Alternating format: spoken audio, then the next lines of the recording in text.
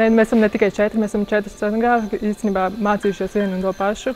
Un vēl mēs esam ļoti atšķirīgas, mums katrai pilnīgi kaut kādā savādāk uzskati gan par to, kāds ir īsts mākslinieks. Mēs bijām 12 dienu ceļojumā, kurā katru dienu mēs meklējām, kas mēs esam un uz kurieni mēs vispār gribam kustēties.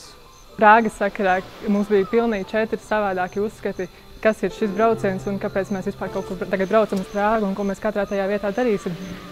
Man pirms brauciena bija tāds sajūta, ka vispār mēs kaut kā mēģināsim to maketu mērogu visur ieraudzīt.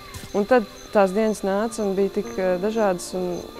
Mēs meklējām ļoti vienkāršas lietas. Mēs meklējām, kur ir gaisma, mēs meklējām, kur ir skatītājs, mēs meklējām, kāds ir mērogs, pareizs vai nepareizs. Man šķiet lielākā atšķirība, kāpēc scenogrāfam veikt šādu praksi. Ka tas ir kaut kā tik ļoti atbrīvojoši un tās robežas, vienkārši nav to robežu.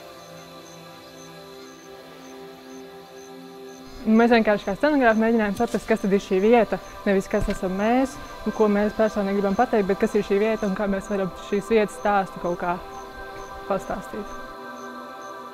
Mēs nebijām aktrises un arī neplānojam būt aktrises šajā darbā, bet tā iejušanās kaut kādā performatora lomā ir devusi, man liekas, ļoti daudz tādai mūsu arī profesionālai, tīri teātra un ārpus teātra darbībai. Man šķiet, ka mēs jutāmies kā Dievs tas iekārtotājs.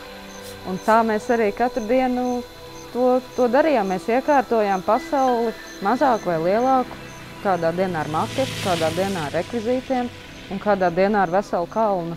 Un tā ir baigi foršā sajūta. Mēs neesam augstprātīgas, bet tas ir tik godīgi, tas nāca, ka mums ir jāpaprovē būt Dieva vietā. Un tā.